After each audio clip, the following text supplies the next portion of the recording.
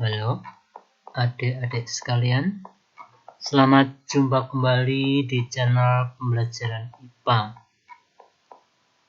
Kali ini kita akan membahas tentang pemantulan cahaya pada cermin lengkung dan pembiasan cahaya pada lensa. Sesudah kalian mempelajari pemantulan cahaya pada cermin lengkung, nanti kalian akan memahami bagaimana jalan sinar atau sinar-sinar istimewa pada cermin, baik cermin cekung maupun cembung, dan pembentukan bayangannya. Demikian juga nanti sesudah kalian mempelajari pembiasan cahaya, kalian akan memahami jalannya sinar-sinar istimewa pada lensa cembung maupun lensa cekung serta pembentukan bayangannya.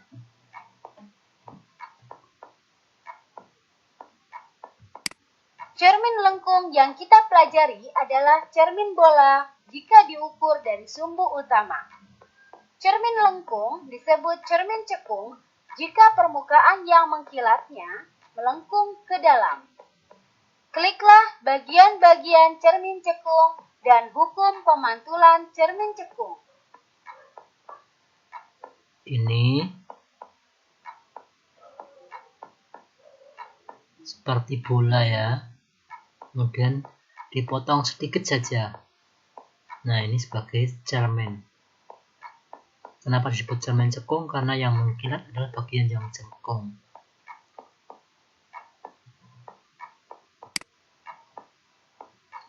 Hukum pemantulan pada cermin cekung. Seperti telah dikatakan bahwa hukum pemantulan cahaya tetap berlaku bagi cermin lengkung, termasuk cermin cekung. Pada cermin cekung, garis normal, yaitu garis yang tegak lurus pada bidang cermin, adalah garis yang menghubungkan antara titik jatuhnya sinar dengan titik pusat kelengkungan cermin atau titik P. Ini titik P-nya di sini ya. Jadi tidak seperti cermin datar yang arah garis normalnya hanya satu. Garis normal pada cermin cekung berubah-ubah, yaitu tergantung pada titik jatuhnya sinar pada bidang cermin. Jika sinar jatuh di titik B, maka garis normalnya adalah garis BP. Jika sinar jatuh di titik D, maka garis normalnya adalah garis DP. Ini ya. Ini garis normalnya. Ini sudut datang, ini sudut pantul. Di sini kok sama. Ini sinar datang, berarti ini sudut datang, ini sudut pantul. Oke, kita lanjutkan. Gambar di atas menunjukkan bahwa sinar-sinar pantul pada cermin cekung bersifat mengumpul atau konvergen. Ini sinar-sinar yang sejajar, contohnya sinar matahari. Kalau kita kenakan pada cermin cekung, maka akan mengumpul di fokus. Nah, di fokus ini kalau kita taruh kapas atau kertas akan terbakar. Jarak fokus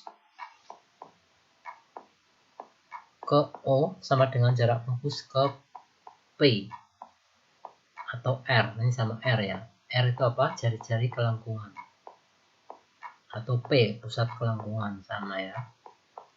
Jadi F adalah R dibagi 2 karena fokus letaknya di antara O dan R di tengah-tengah.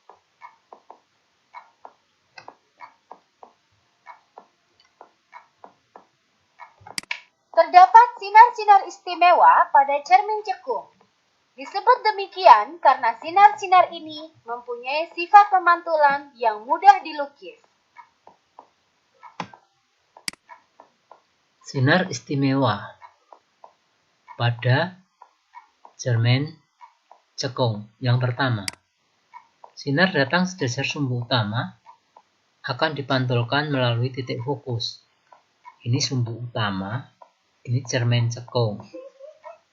Sinar datang sejajar sumbu utama dipantulkan melalui fokus. Nah, di sini nih, garis normalnya di sini ya. Terus yang kedua, sinar datang melalui titik fokus atau F dipantulkan sejajar sumbu utama. Ini F-nya. Sinar melalui F dipantulkan sejajar sumbu utama. Ini sumbu utamanya ini. Yang ketiga, sinar datang melalui pusat kelengkungan cermin atau P dipantulkan kembali melalui titik pusat kelengkungan tersebut. Ini langsung balik.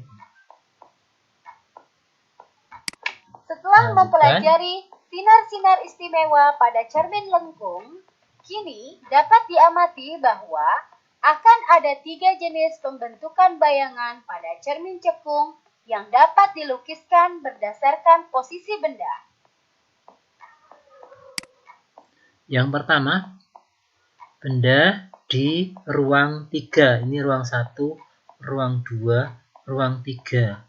Benda di ruang 3 atau di depan titik P. Ini jauh sekali ya, sampai jauh sekali. Maka bayangan yang akan terbentuk adalah sinar istimewa ada 3. Kita cukup 2 saja untuk membentuk bayangan. Ini sinar yang pertama sejajar sumbu utama dipantulkan ke fokus. Kemudian yang kedua, sinar melalui pusat kelengkungan dipantulkan kembali. Nah, di sini terjadi perpotongan sinar pantul. Disinilah letaknya bayangan. Bayangannya bersifat nyata, terbalik diperkecil. Ini kenapa disebut nyata? Karena bayangan itu bisa ditangkap oleh layar. Layar itu boleh berupa kertas atau apa saja yang bisa menangkap layar. Ini bayangannya nyata. Kalau maya ya di sini ya, di dalamnya. Yang kedua, benda di ruang 2. Ini ruang 1, ruang 2, ruang 3. Sekarang benda di ruang 2. Cukup dengan sinar istimewa 2 kita akan membentuk bayangan ini. Yang pertama, sinar sejajar dipantulkan ke fokus.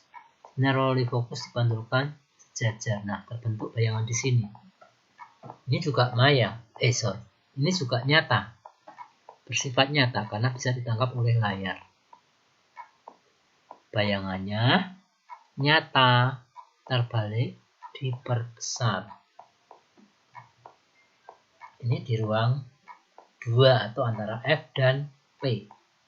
Sekarang yang di ruang 1. Di ruang 1 itu antara F dan O. Benda di ruang 1 bayangannya yang terbentuk adalah di sini ternyata. Kita cukup membutuhkan 2 sinar istimewa. Yang pertama, sinar sejajar sumbu utama dipantulkan ke fokus. Yang kedua, sinar melalui pusat kelengkungan dipantulkan kembali. Nah, kalau diteruskan ke sana kan ini tidak ketemu, maka diteruskan ke dalam. Nah, perpotongannya ternyata di dalam cermin. Karena di dalam cermin, maka bersifat maya karena tidak bisa ditangkap oleh layar. Jadi, kalau benda di ruang 1 bayangannya bersifat maya, tegak, diperbesar. Ini di ruang 4 ya. Di ruang 4. Oke. Selain cermin cekung, cermin cembung juga termasuk ke dalam kategori cermin lengkung. Jika pada cermin cekung, bagian depan cermin adalah permukaan dalam irisan bola, maka pada cermin cembung, bagian depan cermin adalah permukaan luar irisan bola. Kliklah bagian-bagian cermin cembung dan hukum pemantulan cermin cembung. Nah, ini ya. Ini sekarang cermin itu yang mengkilat bukan yang dalam tapi yang luarnya. Kalau bola itu yang mengkilat yang luar. Ini disebut cermin cembung. Nah, fokusnya ada di dalam cermin, maka bersifat negatif. Kenapa kok negatif? Karena tidak bisa ditangkap layar, karena tidak bisa kelihatan, karena di dalam cermin. Cermin cembung adalah bagian dari sebuah bola. Nah, ini yang bola ya. Titik pusat kelengkungan P dan titik fokus terletak di bagian belakang cermin. Oleh karena itu, jari-jari kelengkungan R dan jarak fokus adalah negatif. Ini negatif ya. Oke, sekarang hukum pemantulan pada cermin cembung. Nah, seperti ini ya. Ini garis normalnya ditarik dari titik pusat kelengkungan dimanapun.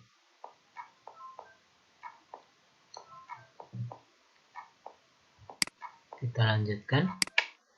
Sinar-sinar pantul pada cermin cembung bersifat memancar. Sinar-sinar sejajar sumbu utama dipantulkan seakan-akan berasal dari satu titik di belakang cermin. Titik ini disebut titik api atau titik fokus cermin cembung karena letak titik fokus F di belakang cermin. Maka, titik fokus cermin cembung disebut titik fokus maya. Titik fokus maya atau negatif. Ingat ya, fokusnya negatif nih yang sering membuat anak-anak salah dalam menghitung kalau dikasih soal. F-nya lupa nggak dikasih negatif. Sinar-sinar sejajar sumbu utama maka akan dipantulkan seolah menyebar, asalnya dari titik fokus. Sinar-sinar menuju titik fokus menuju titik F dipantulkan sejajar. Jadi cermin cembung bersifat memancar atau menyebar atau divergen. Ingat ya, fokus dan P bersifat negatif, nilainya negatif. Sekarang sinar-sinar istimewa pada cermin cembung. Yang pertama, sinar sejajar sumbu utama akan dipantulkan seakan-akan dari titik fokus. Ini sejajar sumbu utama, ini sumbu utamanya. Akan dipantulkan seolah-olah dari titik fokus. Yang kedua, sinar datang menuju titik fokus, ini menuju titik fokus, akan dipantulkan sejajar sumbu utama. Yang ketiga, sinar datang seolah-olah menuju titik P, akan dipantulkan kembali.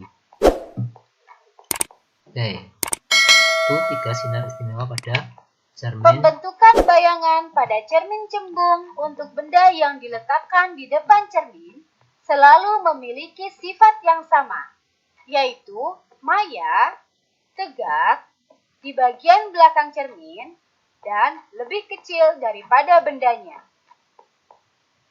Nah, ini cermin cembung itu contohnya apa? Contohnya pada spion. Kenapa menggunakan spion? Karena spion dapat menjangkau luas.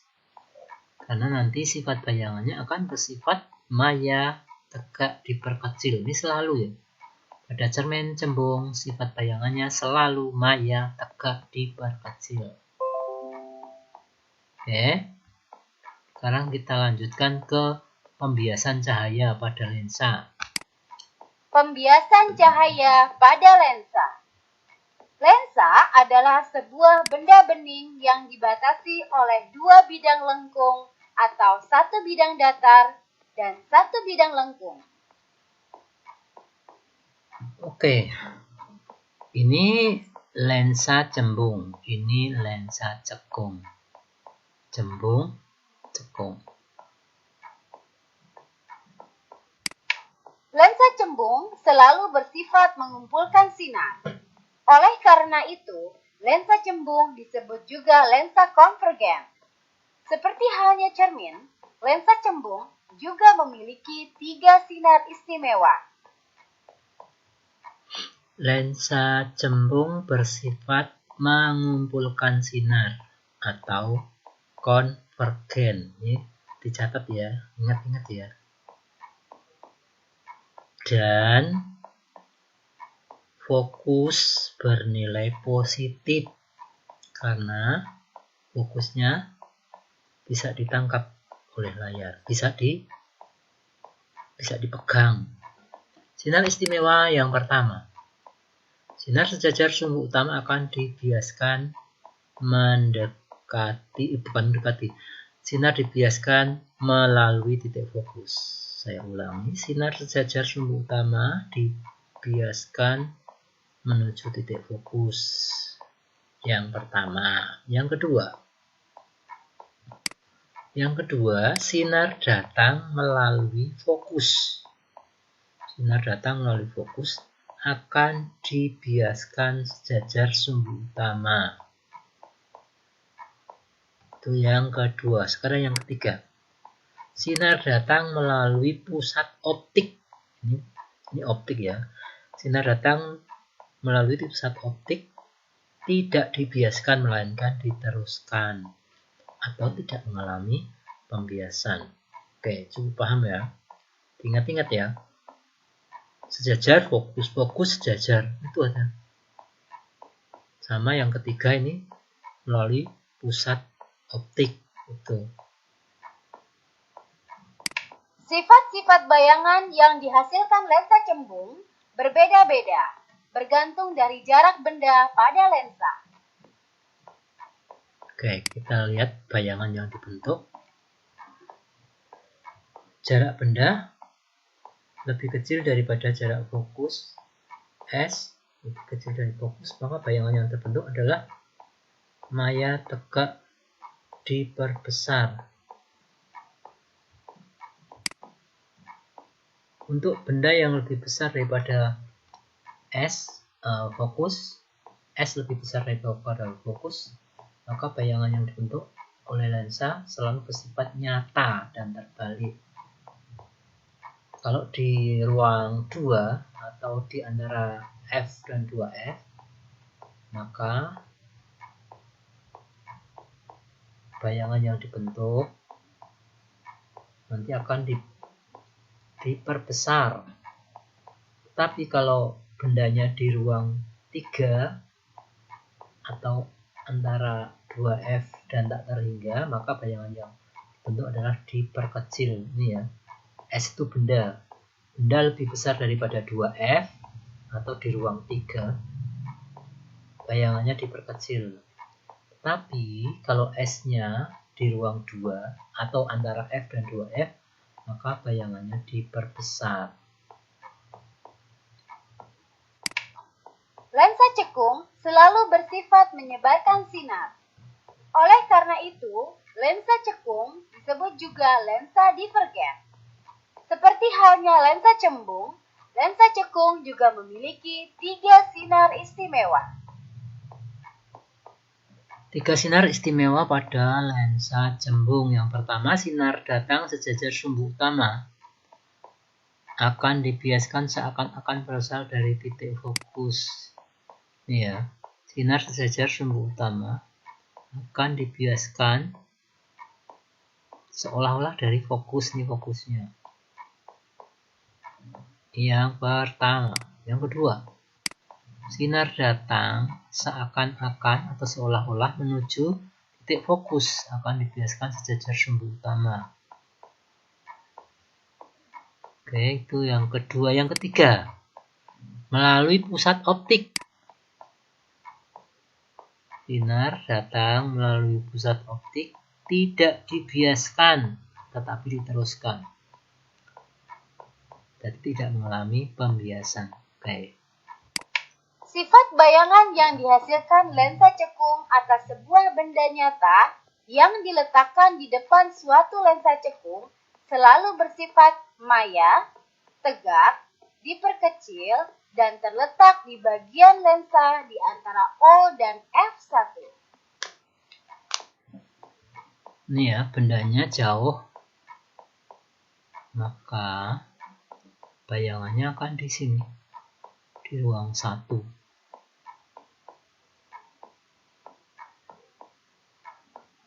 Cukup jelas ya ini ya. Bayangan yang dibentuk oleh lensa cekung selalu bersifat maya, tegak, diperkecil. Oke, cukup sekian dulu untuk pembahasan tentang pemantulan pada cermin cekung cembung dan pembiasan cahaya pada lensa cembung dan cekung. Sampai di sini dulu. Sampai jumpa. Semoga kalian selalu sukses. Terima kasih.